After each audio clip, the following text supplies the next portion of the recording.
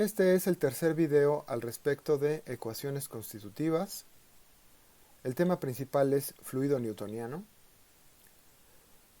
En el camino aparecen coeficientes de viscosidad que se describen a través de flujo plano de Couette.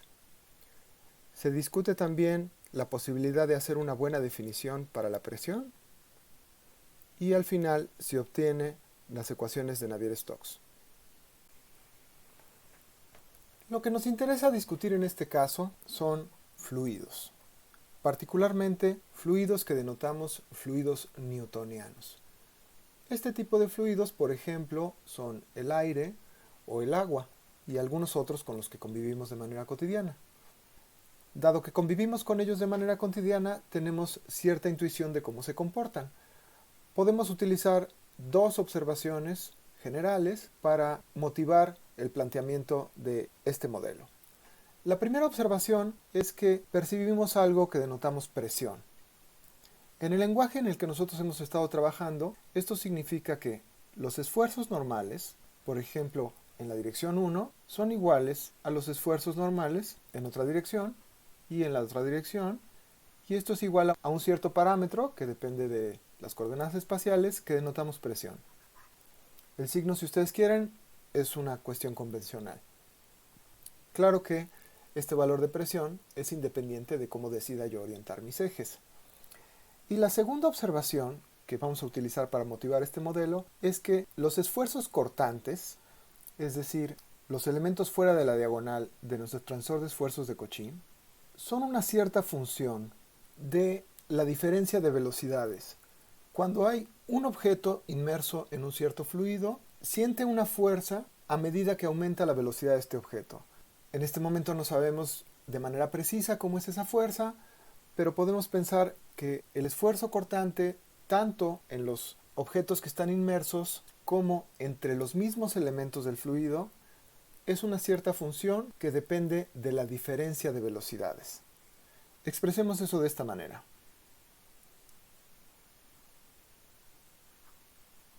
Claro que yo estoy pensando en un tensor de rango 2 en términos de una base ortonormal y cartesiana. Entonces yo tengo estas dos observaciones. Yo puedo asentar esta descripción en una expresión matemática de la siguiente manera. Tengo mi tensor de esfuerzos de Cauchy con una contribución debida a la presión y con otra contribución debida a los esfuerzos cortantes. En este momento yo estoy introduciendo este signo tau, al cual denotamos tensor de esfuerzos viscosos, y es este tensor tau el que vamos a considerar que está en una cierta relación con respecto a las derivadas de la velocidad del fluido. Reescribo un poquito en términos de notación de índices.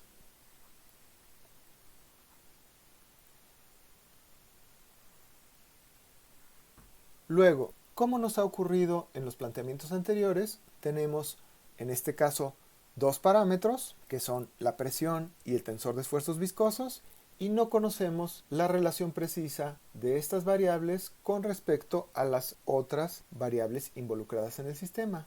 Dígase densidad, velocidad y dependiendo del sistema podrían ser otras. Entonces tenemos, por así decirlo, dos parámetros desconocidos. En el caso del tensor de esfuerzos viscosos, vamos a proceder de una manera análoga a como hicimos en el caso de sólidos elásticos. Las variables que están involucradas en este caso son de esta forma. Desde luego, la velocidad es solamente la derivada con respecto al tiempo del mapeo.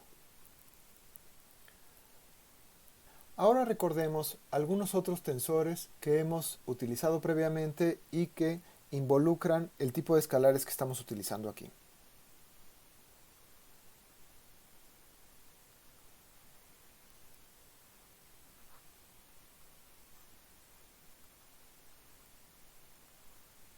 Estos son el gradiente de la velocidad, que también apareció en la lámina anterior, el tensor tasa de deformación y el tensor de vorticidad. Si siguiéramos estrictamente los pasos de lo que hicimos en el caso de sólidos elásticos, podríamos plantear una relación entre nuestro tensor de esfuerzos viscosos y este tensor gradiente de la velocidad. es decir, que de hecho fue lo que escribimos en la lámina anterior. Sin embargo, nos encontraríamos con una dificultad adicional. Este tensor gradiente de la velocidad no es simétrico, entonces nos quedarían algunos términos que no aparecían en los desarrollos anteriores. Comencemos entonces con el caso más sencillo, que es considerar solamente la parte simétrica de este tensor, y entonces planteamos la relación, es decir, donde hemos introducido la hipótesis de que la relación entre estos dos tensores es una relación lineal, y bajo los argumentos que hemos discutido en los videos anteriores, esta relación con la hipótesis de isotropía se expresa de la siguiente manera.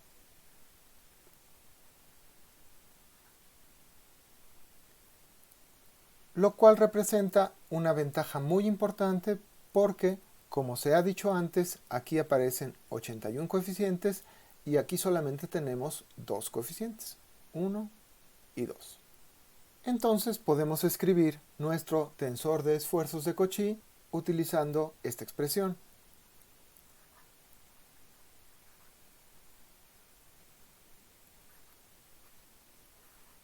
Ahora procedamos a buscar la interpretación física de estos dos parámetros, que desde luego son parámetros de Lamé, en el caso de fluidos newtonianos.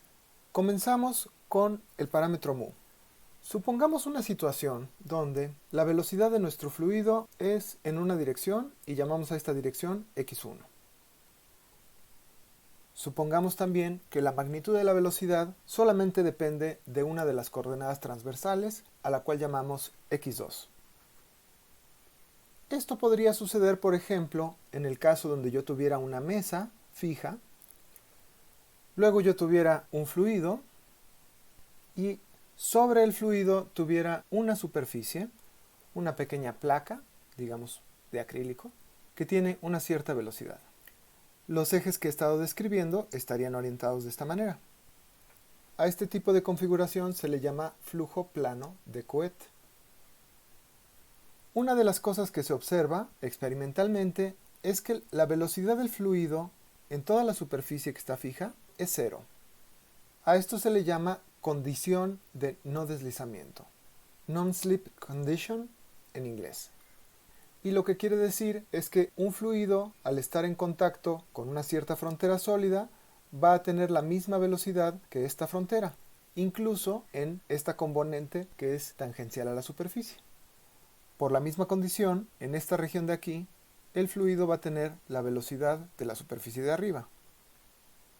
Y también, de manera experimental, se observa que la magnitud de la velocidad va cambiando linealmente con la coordenada x2. Esto algunas veces se expresa en un diagrama de la siguiente forma.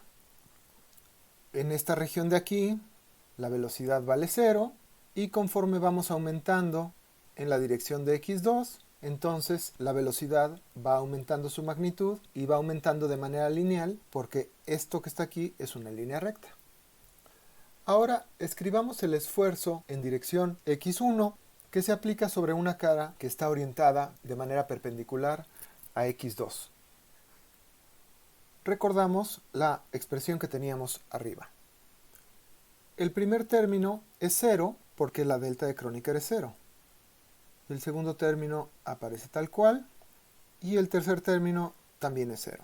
Recordemos cómo se ve el término 2,1 del tensor tasa de deformación.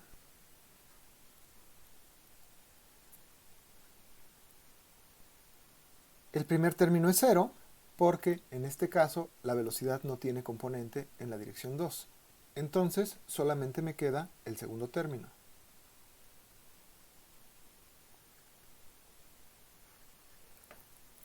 Esta expresión que me queda me permite hacer una lectura, es decir, una interpretación física de este parámetro mu, que es el coeficiente que corresponde a la relación proporcional entre la derivada de una componente de la velocidad con respecto a una coordenada espacial que es transversal a esta componente y el esfuerzo cortante en dirección de esta velocidad sobre una cara perpendicular a la variable con respecto a la cual yo esté derivando.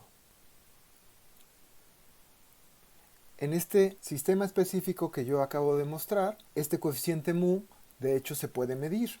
Estaría asociado a la fuerza que siente la superficie superior al ser deslizada sobre este fluido. Finalmente menciono, el coeficiente mu se conoce como viscosidad de corte. Pasemos ahora a explorar el otro parámetro, lambda. En este caso no voy a sugerir una manera de medirlo. Sí es posible llevar a cabo esta medición, es un poco más difícil, pero sí hay datos para algunos materiales al respecto de este parámetro. En lugar de eso, para discutir su interpretación física, desarrollemos la traza del tensor tasa de deformación.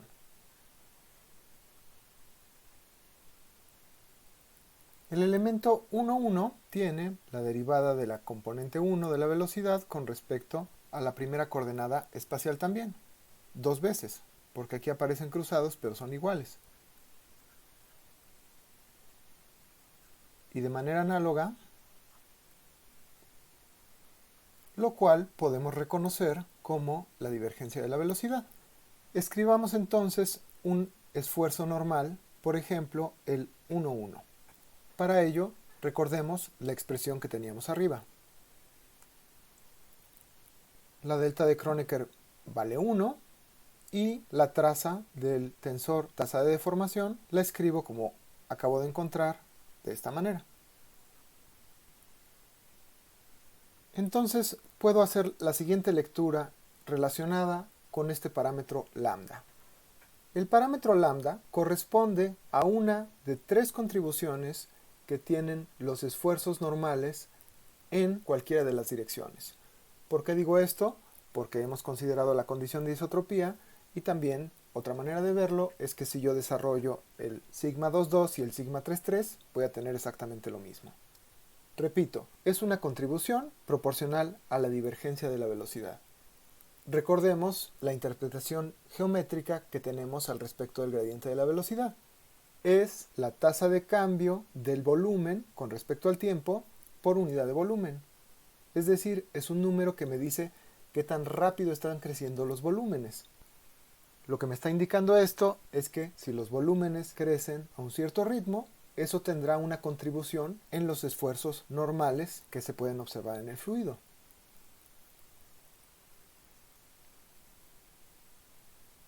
Por el momento dejémoslo ahí. Continuemos nuestra discusión hablando un poco más sobre estos esfuerzos normales.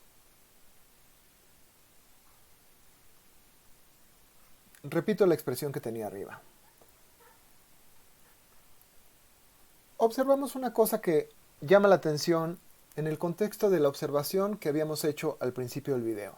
Resulta claro que, en general, el esfuerzo normal, por ejemplo en la dirección 1, no es igual a la presión. Y desde luego lo mismo pasa con el 2 y con el 3. Y tampoco resulta que el 1 sea igual al 2, ni que el 2 sea igual al 3, ni que el 3 sea igual al 1. Cada uno de estos esfuerzos normales es un poco diferente a los demás, y ninguno de ellos es igual a la presión. Podríamos tratar de introducir alguna restricción que nos llevara a que esto que nosotros queremos, que los esfuerzos normales sean iguales a la presión, si se cumpla. Lo que tendría que pasar es que tuviéramos la divergencia de la velocidad igual a 0, lo cual ya mencionamos que corresponde a flujo incompresible, pero no solo eso, cada una de las derivadas de la velocidad del fluido en una cierta dirección con respecto a la coordenada correspondiente a esa misma dirección, cada una de esas derivadas tiene que ser 0 también.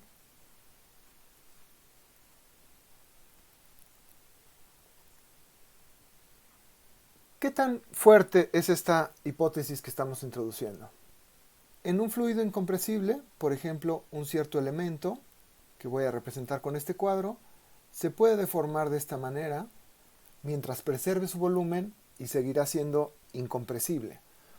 Pero este caso sencillito que acabo de dibujar aquí no cumple con la hipótesis que nosotros estamos introduciendo, porque la derivada de la componente 1 de la velocidad con respecto a la coordenada 1 espacial sería diferente de 0.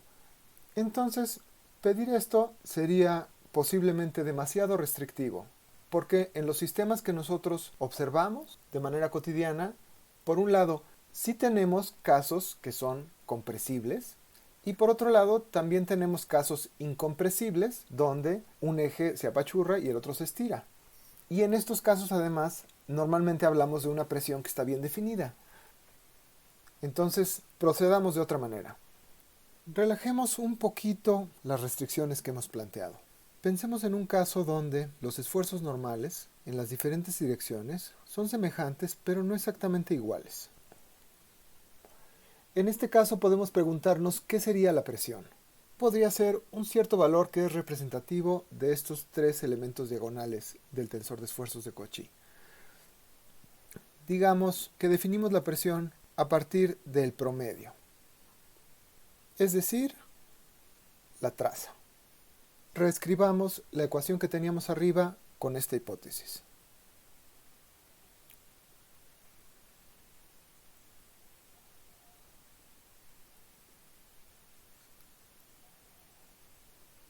Como hice en un video anterior, en este caso voy a pensar en el elemento 1,1 de esta expresión.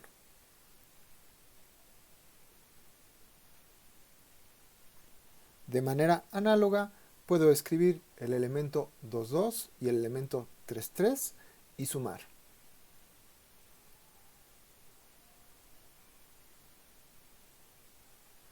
Observo que aparece la traza de nuestro tensor de esfuerzos de Cauchy del lado izquierdo y también aparece del lado derecho.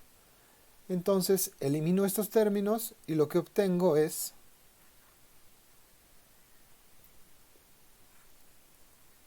donde dividí entre 2 para que se vea de una manera consistente con lo que aparece en algunos textos. Esta expresión es el producto de dos factores y está igualada a 0. Alguno de los dos factores o ambos deben de ser 0. Sin embargo, de manera experimental podemos medir el valor de mu correspondiente a un cierto fluido y el valor de lambda, quizá un poco más difícil, pero también lo podemos medir, y resulta que típicamente este factor es diferente de 0. Desde luego, esto implica que el factor que es igual a 0 es esta traza del tensor tasa de deformación, lo cual ya mostramos que es igual a la divergencia de la velocidad, y es este factor el que tiene que ser igual a 0. Lo que puede interpretarse aquí es lo siguiente. En los casos incompresibles, los esfuerzos normales correspondientes a diferentes direcciones pueden ser semejantes pero diferentes entre sí, y yo puedo encontrar un parámetro que puedo asociar con la presión como el promedio de estos tres esfuerzos normales. Esto es un buen resultado, sin embargo, nos restringe al caso incompresible. Y nosotros de manera general queremos abordar la dinámica de fluidos también en los casos donde es posible comprimir un gas, por ejemplo. Y en estos casos donde se comprime un gas, también sentimos que existe un parámetro de presión que está bien definido. En la práctica, lo que resulta muy común es que nosotros obtengamos este valor de presión no a partir del promedio de estos esfuerzos normales, sino a partir de una ecuación adicional. Por ejemplo, pudiera ser una ecuación de estado como esta, donde tenemos dos constantes, esta y esta, aparece la densidad que es una variable, y podríamos considerar a la temperatura, en un determinado caso, una constante. Eso depende un poquito del sistema que se esté valorando y podría ser necesaria otra ecuación para determinar la temperatura. Pero pensemos en este caso que no es así. Entonces, obtenemos este valor de presión a partir de esta ecuación adicional y lo introducimos en nuestra ecuación, que ya hemos estado copiando varias veces, y junto con la información que tengamos al respecto de las velocidades manifestadas a través de este tensor tasa de la deformación, obtendremos valores correspondientes a los esfuerzos normales, que son los que aparecen en la diagonal de este tensor de esfuerzos de Cauchy. Como mencionaba hace un segundo, puede ser esta expresión correspondiente a un gas ideal la que utilicemos para obtener nuestro valor de presión, pero podría ser otra. Podría ser, por ejemplo, esta, correspondiente a un proceso adiabático. De manera particular menciono que esta es la que se utiliza para estudiar fenómenos de propagación acústica, y podría ser alguna otra, como por ejemplo esta, que se llama principio de Bernoulli, y que podemos utilizar, por ejemplo, para el caso donde hay un flujo alrededor de un obstáculo en régimen laminar. El hecho de que nosotros utilicemos alguna de estas ecuaciones para obtener la presión, considerando que esa presión es una presión bien definida, en el sentido de que me describe la fuerza por unidad de área en cualquier dirección que yo lo tome, y luego, a través de las ecuaciones diferenciales de conservación de masa y conservación de momento, se obtengan resultados que son consistentes con las observaciones experimentales, me está indicando que de manera aproximada se está cumpliendo esta hipótesis. Y esto me indica, como se discutió en la lámina anterior, que de manera aproximada se está cumpliendo también esta hipótesis, que es razonable en muchos sistemas. De manera particular señalo, incluso algunos de los casos donde la hipótesis de flujo incompresible es una hipótesis que se sale un poquito de lo que es razonable, esto puede suceder solamente en una región pequeña. Por ejemplo, cerca de una esquina donde el flujo tiene un cambio muy brusco, por ejemplo, cerca de una onda de choque, y en el resto del dominio puede funcionar de manera razonable que uno considere que el fluido se comporta de esta manera incompresible. Entonces, luego de una discusión un poquito enredada, repito, un fluido newtoniano tiene una ecuación constitutiva de la siguiente forma.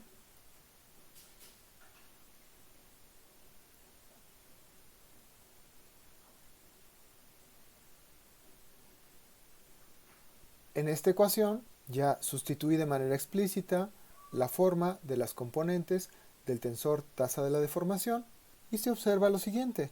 Tenemos un término correspondiente a esfuerzos normales que es proporcional a qué tan rápido se están apachurrando o expandiendo los volúmenes. Tenemos este segundo término, que quizá es el que se escucha de manera más representativa cuando se habla de flujo newtoniano, que también da una contribución a los esfuerzos normales, pero que de manera más importante es el que determina la magnitud de los esfuerzos cortantes, y estos son proporcionales a la derivada de la velocidad tomada en una dirección transversal a la componente de la velocidad que yo esté derivando, y este tercer término que corresponde también a esfuerzos normales que identificamos con la presión. Al momento de sustituir esta expresión en las ecuaciones de conservación, lo que se obtiene es lo siguiente.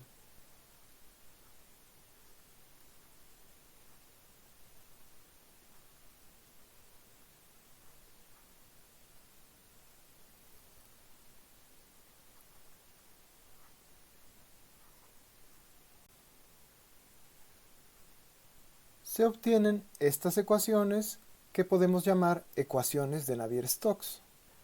Digo así, podemos llamar porque en algunos textos se pueden encontrar expresadas de maneras un poquito diferentes.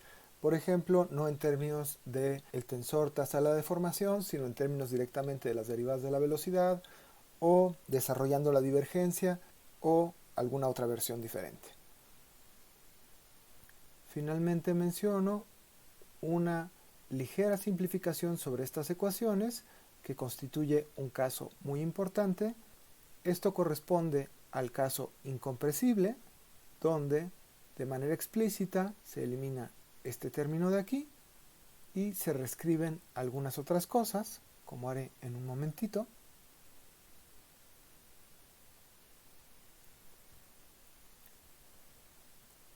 Entonces elimino este término, reacomodo un poquito Luego, este término de aquí se puede escribir de una manera un poquito diferente, tomando en cuenta la hipótesis de flujo incompresible.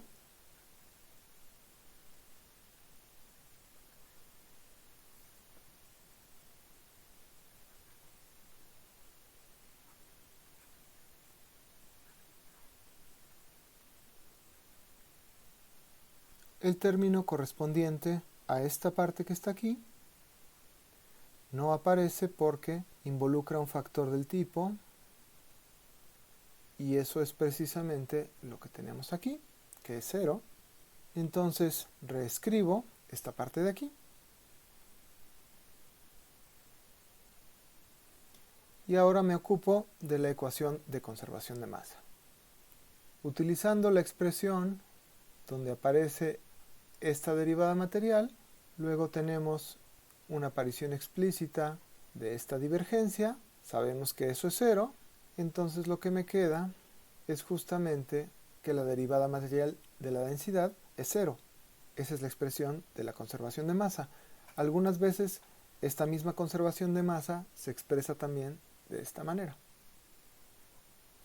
Estas son las ecuaciones de Navier-Stokes para flujo incompresible. Es una pequeña simplificación con respecto al caso anterior, pero como se ha discutido en este video, es de aplicación muy general. Son unas ecuaciones muy importantes, se encuentran dentro de los problemas denominados problemas del milenio y tienen una remuneración económica importante que ofrece el Instituto Clay de Matemáticas.